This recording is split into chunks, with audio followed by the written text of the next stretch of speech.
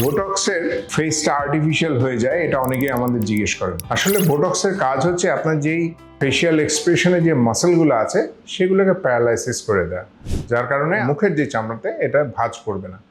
সুতরাং যদি আপনার ফেশিয়াল যে এক্সপ্রেশনটা যদি না থাকে, কিছুটা মাস্ক ফেস লাগতে পারে।